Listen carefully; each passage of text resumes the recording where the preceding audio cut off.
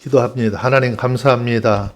주님의 귀한 은혜가 이 한 시간 이 예배 가운데 임하게 하시고 오직 말씀을 통해서 하나님의 뜻이 우리 가운데 전달되어 주시도록 축복하여 주옵소서.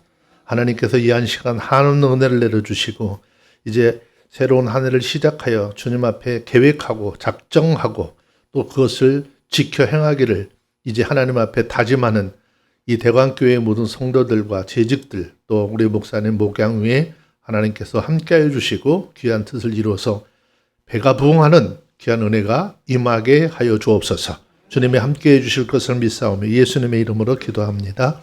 아멘. 죄송합니다. 먼저 이제 조금 모르겠어요. 눈이 침침해서 그런지 분명히 내가 주님 목사님한테 설교 본문을 제대로 잘 전했다라고 생각을 했는데 우리 조준필 집사님이 딱 읽은 걸 보니까는 본문의 윈 말씀 한 절을 더 위에 거를 읽으셨고요. 성경 가지고 계시죠? 네, 사도행전 2장 45절, 46절 두 절 이어서 같이 좀 볼게요. 다 같이 찾으셨나요? 네, 찾으셨으면 45절, 46절 함께 봅니다. 시작. 에이, 한 소리로 다 찾았으면 한 음성으로 시작.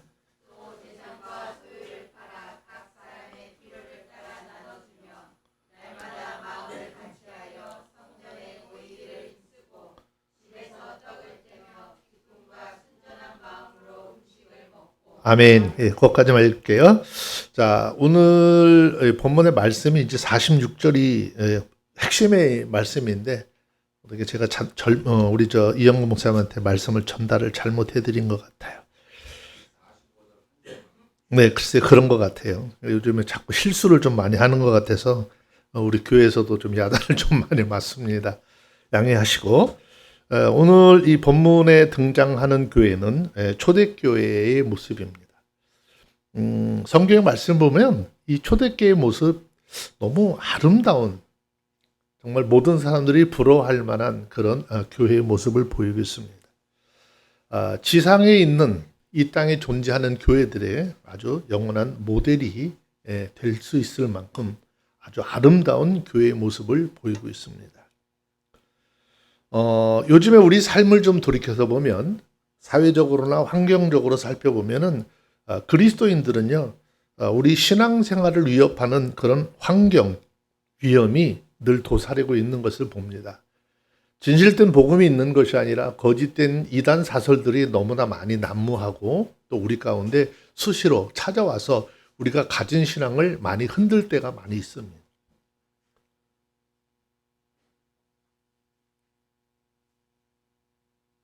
교회적으로는 좀 어땠을까라는 생각을 해봅니다. 교회적으로도 로마의 그 박해가 굉장히 심해서 고난을 좀 많이 당했는데 이 박해는 외부에서 오는 박해보다는 내부의 박해가 더 심했어요. 같이 예수를 믿는 사람들끼리 너무나 많은 박해를 했어요. 동족들에 의해서 즉 유대인들에 의해서 박해가 심했던 그런 때죠. 그런데 그들은 삶을 보면 오순절날 마가의 다락방에서 임했던 그 성령의 역사를 통해서 성령이 충만했고 교회의 최고 아름다운 모습들을 보여준 그런 신앙의 모습들이 초대교회 속에 있습니다. 특히 이들의 마음을 보면 늘 같이 하는, 늘 함께하는 그런 신앙의 모습입니다. 그래서 날마다 이들은 고통스럽고 괴로울 때 어디서 많이 모였느냐? 성전에 함께 모였습니다. 그래서 그 모습이 신앙이 얼마나 최고에 달했는지 절정의 모습을 보여주고 있는 것이죠. 자, 이들이 하나님 안에서 받은 구원의 은혜가 얼마나 컸는지 그 은혜에 감사해서 46절에 보니까 날마다 마음을 같이 했다라고 그랬습니다. 초대교회의 출발은 어디서 시작했을까요? 마가의 다락방 120명이 모여서 기도할 때 그 기도로부터 출발을 하게 되죠. 사도행전 2장 2절로 4절 말씀에 보면 그 기도를 하고 있을 때 호련히 하늘로서부터 급하고 강한 바람 같은 소리가 있어서 저희 앉아있는 온 집에 가득하더라라고 그랬어요. 불이 혀같이 갈라지는 것이 저희에게 보여서 각 사람 위에 임하더니 저희가 다 성령의 충만함을 받고 성령이 말하게 하심을 따라 다른 방언으로 말하기를 시작하느니라 라고 했습니다. 마가의 다락방에 모여서 기도하던 사람들에게 성령이 임했다는 것이죠. 바라기는 이 대관교회에 와서 기도하는, 예배 때마다 와서 기도하는 모든 하나님의 사람들에게 성령의 강권적인 역사가 있기를 주의 이름으로 축원합니다. 성령의 강권적인 역사가 있어야 삶의 변화가 오는 것이고 생각의 변화가 오는 것이에요. 특별히 언어의 변화가 오게 되는 것입니다. 이들은 삶적으로도 굉장히 큰 변화를 가져왔는데 어떤 변화가 왔느냐? 날마다 마음을 같이 했다라는 것입니다. 우리들이 여기서 한번 좀 깊이 생각을 해봐야 될 것은 날마다 마음을 같이 했다라는 것이죠. 특별히 여기서 날마다라고 하는 말의 의미는요, 언제나 그런 뜻을 가지고 있습니다. 마음을 같이 했다라고 하는 것은요, 목적을 가지고, 한 목적을 가지고 같이 갔다라는 거죠. 여러분, 교회 안에서 여러분들이 각자가 한 마음, 한 뜻을 가지고 믿음의 삶을 살아갈 때 그곳에 하나님의 강한 은혜의 역사가 임할 것이고, 목사님이 계획하고 목사님이 하나님 앞에 기도하면서 이루고자 하는 일들이 있을 때 여러분들이 함께 힘을 합쳐서 한 뜻을 가지고 나갈 때 하나님의 더 큰 은혜가 임하게 될 줄로 믿습니다. 언제나 같은 목적을 가지고 하나가 되었다라는 것이죠. 교회 안에서 목사님이 계획을 세우고 그다음에 그 계획을 따라서 움직여주는 것이 재직들이 되어야 하는 거예요. 대답을 안 하시네. 목사님이 계획 세우시고요. 그 계획에 따라서 뭘 할 때 재직들이 옆에서 하나가 되어줘야 하는 거예요. 목사님이 계획하고 뭔가 하려고 하는데 재직들이 하나 되지 않고 뒤에서 협력해 주지 않으면 하나님의 일을 할 수가 없어요. 여러분, 우리가 살고 있는 이 시대가요, 어떤 시대입니까? 지금 불신의 시대라고 그래요. 믿지 않으려고 그래요. 다툼이 굉장히 많은 시대가 되었습니다. 이건 성령의 역사가 아니라 사단 마귀의 역사인 것이죠. 이 사단의 역사가 교회 안에 들어와버리면 모든 관계들을 다 파괴시켜버리고 맙니다. 다 무너져버립니다. 가정적으로는요, 부모와 자녀가 하나 되게 하지 못하는 거죠.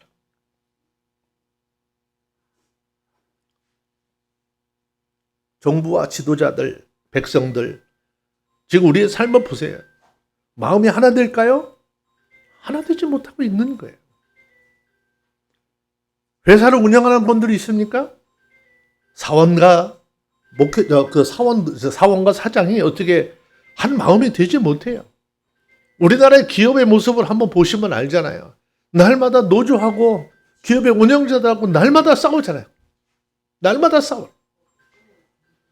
그러면 목회적으로 보자고요. 교회적으로 좀 보자고요. 목회자와 성도들이 어떨까요? 한 목적, 한 뜻을 가지고 하나 되어야 하는 거예요.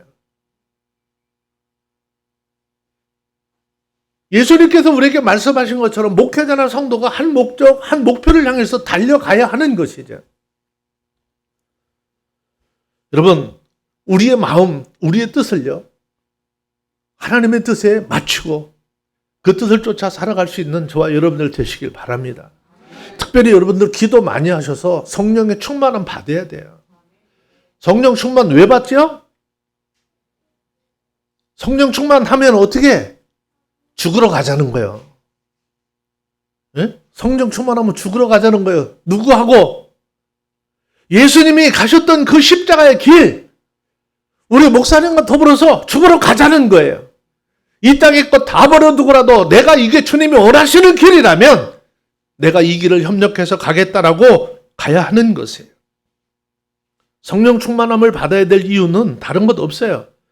그 성령 충만함을 쫓아서 어떻게 하나님의 뜻을 이루고 하나님의 의를 세워가는데 함께 가자라는 것이죠. 성령의 특징이 뭐죠? 하나 되게 하는 것입니다. 성령이 우리 모두를 하나 되게 했다면 그 하나 되게 한 성령의 역사를 쫓아서 여러분들 하나님의 의를 이루고 이 교회를 통해서 이루실 하나님의 계획을 바라보시면서 함께 손잡고 달려가는 그런 은혜가 있어지기를 주의 이름으로 축원합니다. 초대교회 사람들 성령의 충만함 받죠? 그래서 그들의 삶의 목적이 전부 다 어떻게 같은 목적이 됐다는 거예요. 올해 이 대광교회를 통해서 하나님 계획하실 일이 있으시다면 여러분 그 일을 우리 이영건 목사님과 모든 재직과 성도들이 더불어서 한 마음 한 뜻을 가지고 달려가는 은혜가 있어지기를 바랍니다. 같은 신앙, 같은 마음이 있어야 되는 거예요. 근데 요즘의 삶을 보면 왜 내가 믿는 하나님, 저 상대방이 믿는 하나님이 왜 이렇게 다른지요? 성경은 우리가 믿는 하나님 한 하나님이고 우리의 구원자 되신 예수님 한 주님이라고 그러고 우리의 심령들 가운데 와 계신 성령이 한 성령이라고 그랬어요. 그러면 한 마음과 한 뜻으로 구원의 역사를 이루신 그 하나님의 은혜 가운데 한 목표를 가지고 달려가야 되지 않을까요? 내가 믿는 예수님, 상대방이 믿는 예수님이 자꾸 달라져요. 왜 그럴까요? 내 생각과 내 지식으로 가지고 있는 그런 신앙관을 가지고 있기 때문이죠. 여러분들, 사람들이 결혼을 하는 사람들 보면 옆에 있는 사람들이 그래요. 야, 너는 이쁘기는 되게 이쁜데, 야, 너 신랑을 어떻게 저런 사람을 왜 얻었냐? 너 너무 아까워. 그래. 그런데 그 사람을 보면 콩깍지 씌웠다고 그랬죠. 그냥 왜 그렇게 좋은지 모르는데요. 저희 누이 사촌들을 집에서 세 사람을 시집을 했는데 우리 그 제일 큰 이제 매형 되시는 분이 저희 집에를 왔어요. 왔는데 밥을 먹는데 여름에 왔거든요. 와, 세상에 쌈을 싸 먹는데 쌈을 조그맣게 좀 싸서 한 집에 들어가게 먹어야 되잖아요. 쌈을 이만하게 쌌어요. 한 입에 들어가지도 않아. 이게 막 밀어넣어. 볼이 이렇게 막 나오는데. 아유, 어떻게 처갓집 될 사람들한테 와가지고. 그런데 우리 누이는요, 그게 너무 매력이 있었대. 그래서 결혼했어요. 잘 살더라고요. 왜? 내 신랑은 그 밥 먹는 모습이 너무너무 매력이 있었고 복스러워 보였다는 거예요. 그 콩깍지가 지금도 벗어지질 않았어요. 예. 왜 그럴까요? 좋은 것만 자꾸 보여지는 거죠. 뭐든지 미흡지가 않아. 다 좋은 것만 보여. 근데 그 후로부터 만약에 그 좋은 감정들이 사라지기 시작하잖아요. 불편해지기 시작해요. 그러면 마음이 자꾸 멀어지잖아요. 그때부터는 어떤 일이 생기죠? 아유, 저 옛날에는 밥 먹을 때 복스럽게 보였는데 지금은 미련에 터지게 먹네. 미련하게 보이는 저걸 내가 왜 좋아했을까? 그러면서 좋았던 것들이 자꾸 어떻게 단점으로 보이기 시작을 하겠죠. 근데 단점으로만 보이면 좋은데 이게 자꾸 감정이 격해지다 보니까 결국에는 어떻게 내가 저 인간하고 못 살겠어. 그리고 법정으로 가요. 우리가 이런 모습들을 보면서 어떤 생각을 했느냐면은 우리가 예수 안에서 마음을 같이 해서 하나 되는 거는 정말 서로에게 콩깍지가 좀 씌워줘야 돼요. 그래서 무조건 좋은 걸 볼 수 있도록 해야 하는 거예요. 옆에 사람들에게 한번 이렇게 단점을 보기 시작하잖아요. 계속해서 단점만 보려고 그래요. 자꾸 긁어대요. 그러면 서로에게 상처만 남게 되죠. 자, 그런데 이 서로의 마음을 같이 하고 하나님께서 주신 이런 뜻을 잘 이루어가기 위해서는 한 가지 방법이 있어요. 나만 귀한 것이 아니라 성경은 데살로니가전서 5장 13절에 있는 말씀인데 성경 한번 잠깐만 찾아서 봅시다. 제가 오면은 귀찮죠? 성경 자꾸 찾으라고 그래가지고. 네, 데살로니가전서 5장 13절에 있는 말씀입니다. 어떤 분이 찾으셨으면 빨리 찾으셨으면 찾으신 분이 한번 큰 소리로 읽어보세요. 시작. 아직도 못 찾았어? 네, 찾았으면 한번 읽어보세요. 시작. 아직도 못 찾았네. 데살로니가 전서 5장 13절 찾았습니까? 예, 그럼 찾았으면 한번 읽어보세요. 시작.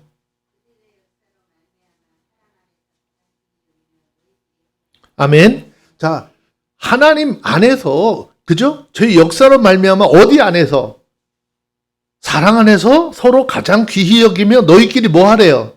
화목하래. 그러니까 누가 뭐라 그러든지 야 우리 대강교회 식구들은 어떻게 해? 화목해야 돼. 너무 좋아.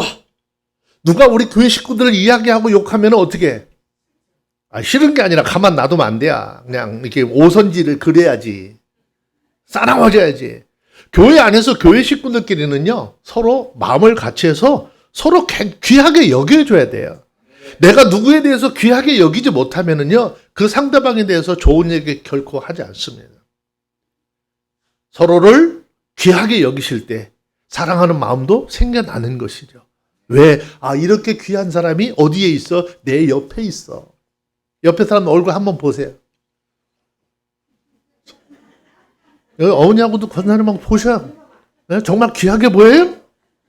네? 정말 귀하게 보여? 네. 여기는 리액션이 별로 없는 것 같아. 리액션이 좀 팍팍 있어야지. 점잖아서 그래요. 네. 예수 안에서요, 서로 귀하게 여기셨고, 또 주님께서 주시는 화목함으로 날마다 충만해지는 은혜가 있어지길 바랍니다. 화목하라는 것 다른 거 아니에요. 마음을 같이 하라는 거예요. 생각하고 계획하는 뜻이 똑같아야 된다라는 거죠. 그리스도인들은요, 예수 그리스도의 십자가 부활의 능력으로 한 형제되고 한 혈육이 됐습니다. 사실은 예수 믿는 사람들 어떻게 보면은요, 육신의 형제보다 더 많은 시간을 함께 하는 거예요. 그런데 육신의 형제보다 더 귀한 우리들이 어떻게 가장 중요한 것, 마음이 하나 되어야 하는 거예요. 신앙 안에서 믿음 안에서 마음이 하나 돼요.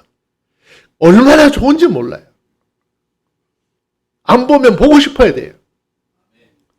제가 우리 이영근 목사님 하루에 한 번 정도 통화를 해야 되는데 어쩌다 한 번 통화를 안 하잖아요. 불편해.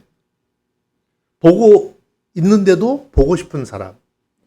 여러분들이 주변에 여러분들 그 한 신앙 안에서 생활하는 여러분들이 그런 마음들이 되어져야 하는 거예요. 예. 저 인간 보면은 막 꼴도 보기 싫어. 이런 걸 곤란해. 보고 있어도 정말 또 보고 싶고 헤어지기 싫은 그런 마음들이 나 혼자만의 마음으로 되는 것이 아니라 역시 상대가 그런 마음을 가지니까 같이 화합되어져서 나타나는 것이죠. 날마다 신앙, 날마다 믿음을 같이 하는 것 너무너무 중요한 것입니다. 세상 사람들은 얼마간 좋았다가 어느 날 시험에 들잖아요. 굉장히 멀어져요. 그런데 예수 그리스도 안에는요, 변함없이 한 마음 한 뜻으로 신앙생활을 해야 돼요. 그러면 누가 행복해? 내가 행복한 거예요. 제가 아까 목양시에서 우리 이 목사님하고 잠시 얘기를 했는데 우리가 누구를 불편해하고 그러면 나도 불편해져. 그러니까 내가 모든 것들을 다 수용하고 이해하고 아느니까 내가 어떻게 편해지는 거예요. 여러분 삶에 지금 불편한 점이 있으시나요? 뭔가 사람과 사람 사이에 만돼서 뭔가 불편한 마음이 있어요? 이거는요, 지금 여러분 스스로를 어떻게 행복하게 만들지 않는 거예요. 내가 행복하려면 어떻게 모든 사람에 대해서 수용하는 마음이 있어야 돼. 옆에 사람 왜 사랑하라고? 뭐 때문에 사랑하라고요? 내가 마음이 편하기 위해서. 나를 사랑하지 못하는 사람은요, 누구 사랑 못하는 거예요. 내가 나를 스스로 이해하지 못하면 누구 이해할까요? 이해하지 못하는 거예요. 그러니까 내가 하나님 안에서 주님이 주시는 평안을 누리기 위해서 용서하고 이해하고 수용하고 받아들이는 거예요. 내가 좀 어떻게 불편하더라도.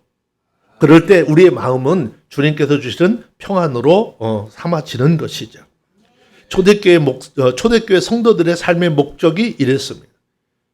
초대교회 성도들의 마음이 오늘 이 자리에 모인 저와 여러분들의 심령 가운데 임하시기를 주의 이름으로 축원합니다. 자, 또 한 가지는 마음을 같이 해서 늘 어디에 모이기에 힘썼느냐? 성전에 모이기를 힘썼다라고 그랬어요. 성전 어디죠? 교회이죠. 즉 마음을 같이 해서 교회에 열심히 모이는 예배 신앙을 의미하는 것입니다. 사랑하는 여러분, 아무리 강조해도 부족한 것 예배예요.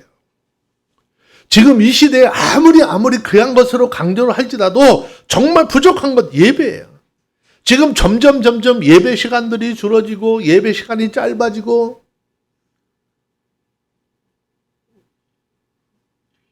제가 설교 좀 길게 하기로 소문난 사람이거든요. 한 12시쯤 되면은요, 벌써 고개가 뒤로 돌아가요. 내가 뒤에 우리 교회 그 시계를 좀 없애려고 그러는데, 왜? 지금 설교 시간에 목사님 설교 안 듣고서 시계 본다는 거 뭐 얘기하는 거예요? 지루하다는 거야. 설교 되게 길게 하네. 그러는 거예요. 여기는 저 뒤에 교회 저거 뛸려고 그래도 복잡하겠네. 너무 커가지고. 여러분, 예배가 무너지면은요, 신앙이 무너지는 거예요. 예배가 무너지면은요, 교회 타락하는 거예요. 하나님과 늘 가까이 해야 될 그리스도인들이 하나님과 가까이 하지 못한다라고 하는 것은 그 마음에 무엇인가 다른 곳을 향해서 가는 마음이 있기 때문이다라는 것이죠. 예배 무너져 버리면 개인적인 신앙도 함께 무너져 버립니다. 요즘에 코로나 이후로 사람들이 교회 나오지 않잖아요. 이제 무교회주의자들이 아주 큰 소리를 내는 그런 시대가 점점 되어져 가고 있어요. 그러나 하나님께서는 우리에게 뭐라고 말씀하시죠? 하나님이 정하신 곳에 나와서 하나님 앞에 제사 드리라 그랬어요. 하나님이 정하신 곳에 정하신 시간에 하나님 앞에 예배 드리는 것이 그리스도인의 삶의 목적인 거예요.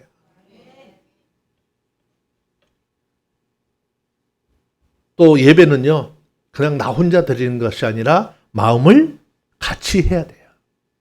마음을 같이 해야 돼요. 자, 그런데 우리가 하나님 앞에 나올 때 예배에 어떤 마음을 가지고 나오죠? 자, 솔직하게 얘기를 해봐요. 지금 여기 앉아 있는데, 누군가 미워하는 마음이 여기 지금 있는지 없는지. 지금 여기에 저 혼자밖에 없는 거예요? 저만 손들었네요. 역시 대광교회는 아주 대단하죠. 하나님 앞에 예배로 나오고 하나님 앞에 뭔가 물질을 드리고 봉사하는데 여기 마음속에 누군가 미워하는 마음을 가지고 왔다면 그 예배 하나님 결코 받지 않으시는 거예요. 자, 제 얘기가 아니에요. 자, 마태복음 5장 23절, 24절 한번 봅시다. 예, 마태복음 5장 23절, 24절.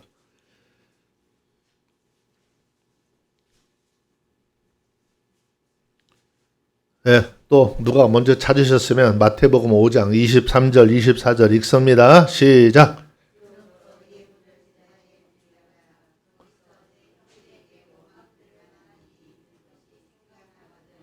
예물을 제단 앞에 두고 먼저 가서 형제와 화목하고 그 위에 와서 예물을 드리라 그랬어요.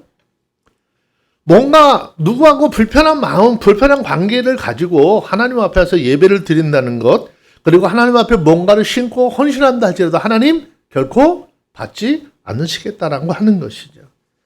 여기 예물은요, 구약의 제물을 이야기하는 것입니다. 예배 드리는 자의 신앙의 모습이 어떠해야 되느냐? 흠과 티가 없어져야 한다는 거예요.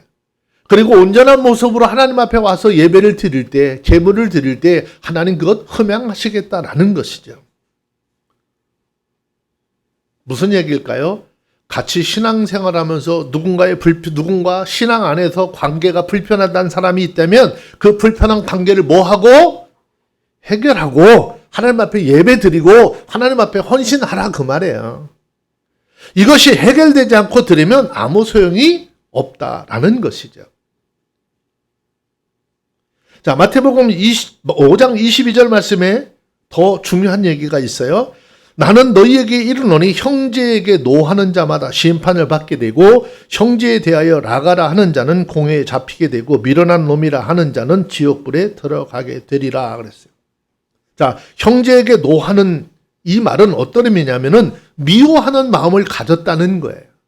미워하는 마음을 가지고 누구에게 대해서 화를 내고 엉뚱한 이야기를 하는 것, 이게 어떻게 되죠? 하나님의 심판을 받게 될 것이다 라고 하는데, 우리는 하나님께서 성경을 통해서 우리에게 말씀하신 그대로 되어질 것을 믿어야 되는 거예요. 형제에게 나가라. 이 말은요, 경멸하는 의미죠. 아유, 저거 바보 같아.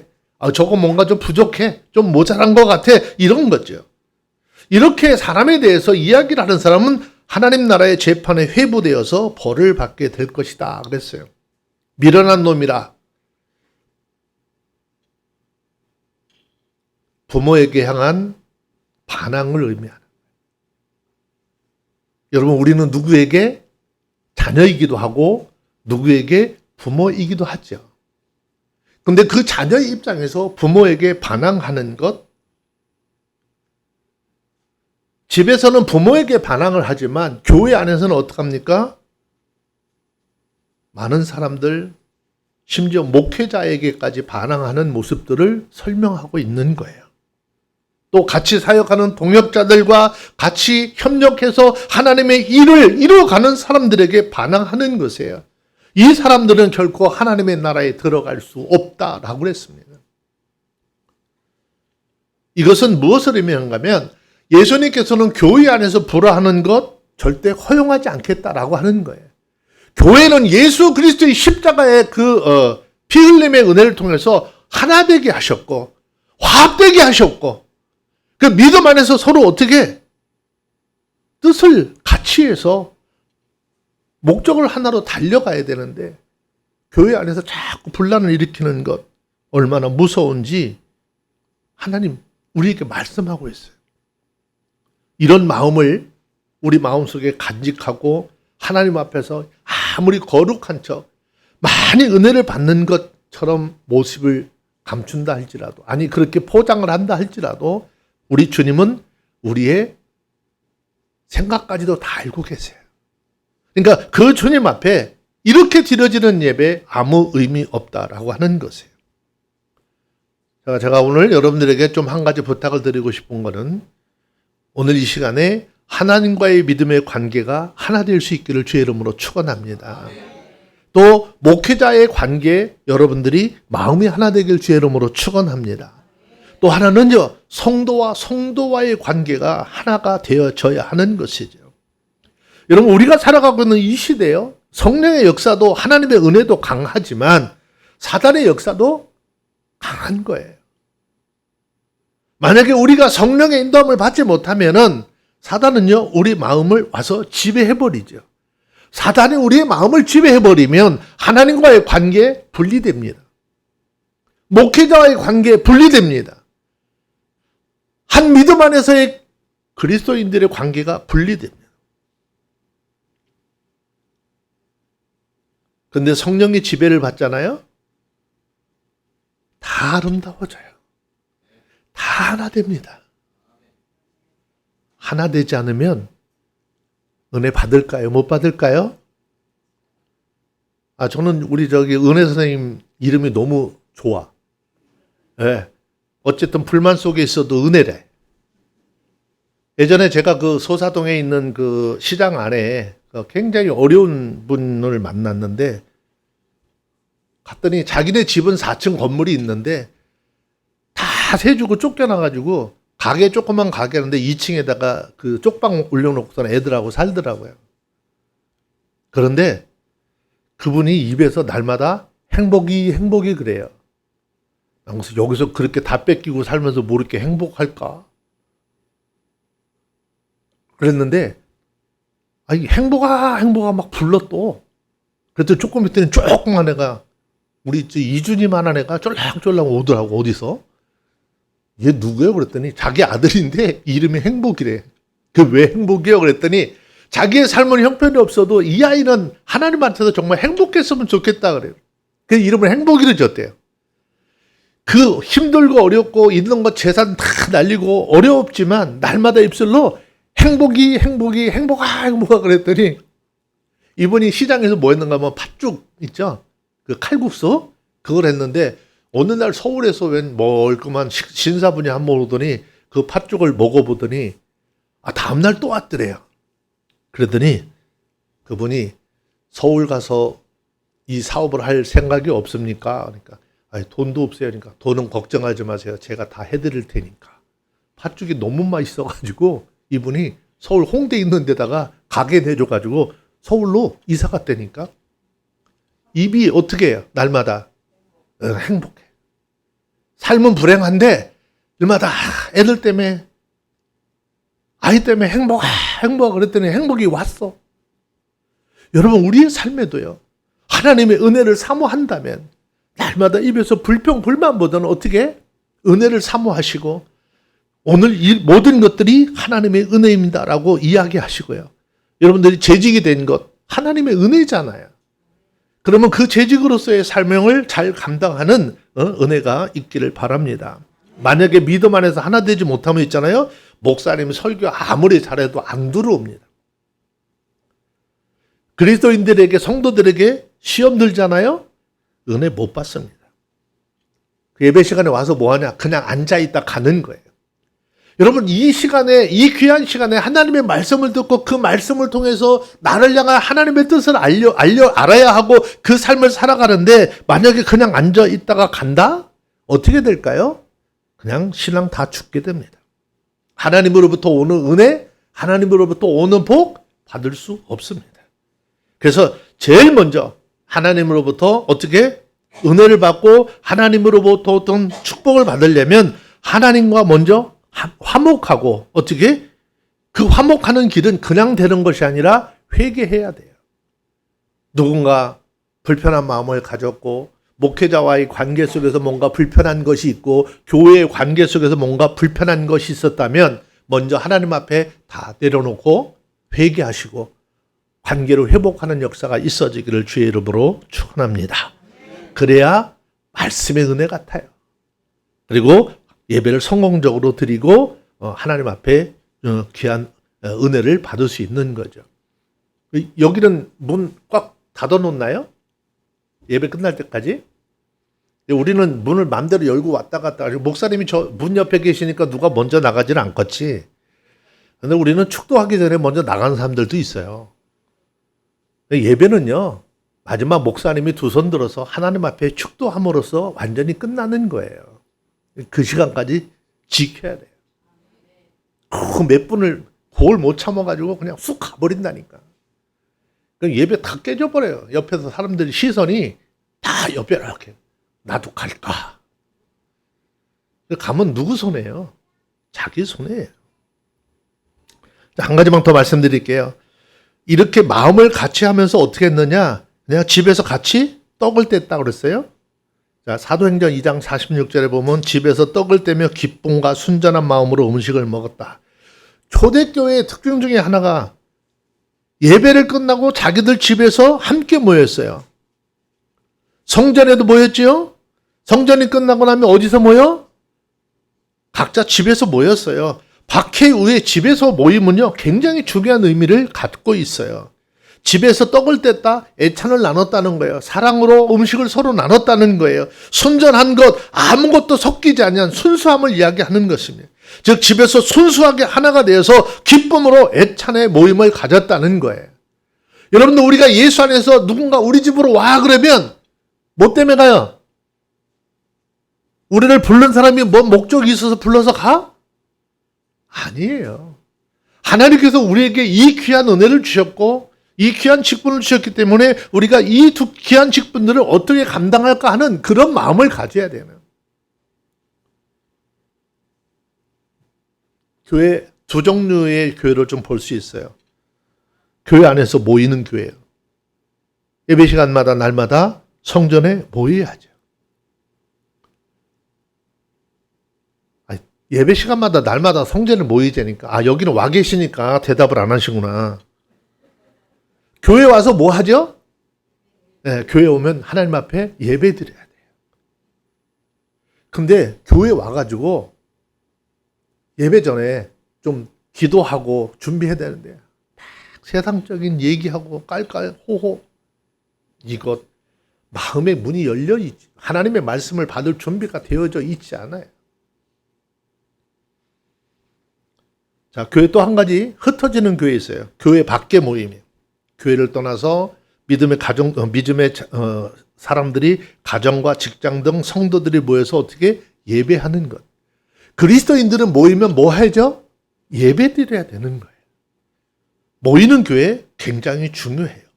흩어지는 교회, 교회뿐만 아니라 교회 밖에서 흩어지는 교회, 믿음의 가정들에서 3, 4, 5 모여서 항상 어떻게 예배 드리는 것 중요한 거예요.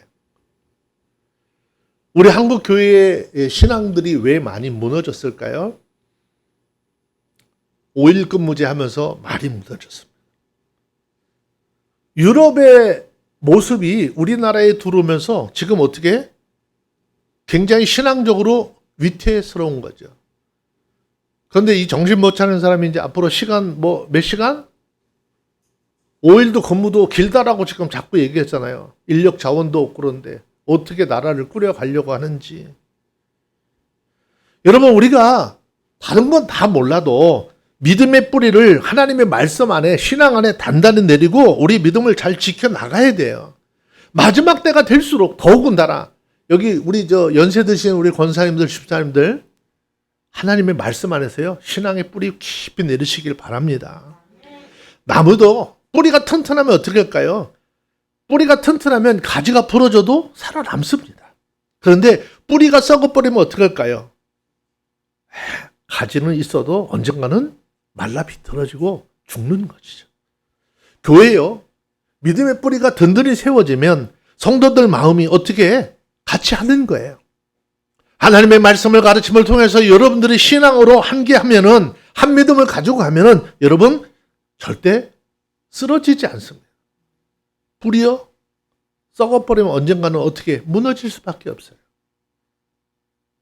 예수님께서 말씀하시잖아요. 주님이 오시는 그날 재림의 때 쭉정이는 다 날아가게 되어져 있어요. 저와 여러분들이 모두 이런 생각을 늘 하시면서 신앙생활에 박차를 가할 수 있기를 주의 이름으로 축원합니다. 마음을 같이 하지 못하고 여러분 서로 싸우잖아요. 분쟁하는 것까지는 좋다고 할 수 있는데 만약에 그때 주님이 오시면 어떡할까요? 주님이 오신다 생각해 보셨어요? 예배관이 무너져서 성전 밖에 세상에 도취할 때 예수님 오시면 어떡할까요? 하나님께서 여러분들을 이 대광교회에 부르시고 여러분들이 예수 그리스도 안에서 서로 화합하고 믿음으로 하나 되고 하나님 앞에 찬양을 드리게 하는 이유는 뭘까요? 예수님이 어떻게 뭔가 유익해서 그런 거 아니죠. 사도행전 2장 47절에 있는 말씀 한 번 더 봅시다. 여러분들의 그 삶을 통해서 하나님의 계획이 있단 말이죠. 그 계획이 뭘까? 사도행전 2장 47절 읽습니다. 시작. 하나님을 찬미하며 또 온 백성에게 칭송을 받으니 주께서 구원받는 사람을 날마다 더하게 하시니라. 여러분들의 삶을 통해서 어떻게 많은 사람들이 이 대광교회가 어떤 교회인지 알게 되는 거예요. 믿음으로 저 대광교회는 교회 식구들이 얼마나 어떻게 화목하고 예쁘고 아름다운지 날마다 구원받는 사람들이 이 대광교회의 문을 열고 들어와서 예수 그리스도를 통해서 우리에게 주시는 새 생명의 축제가 날마다 열려져야 하는 것이고요. 벌어져야 하는 거예요. 그래서 그곳에 하나님의 영광이 드러나는 거예요. 여러분 교회 부흥되면 무슨 목사님 영광 아니에요. 하나님이 영광 받으시는 것이고요.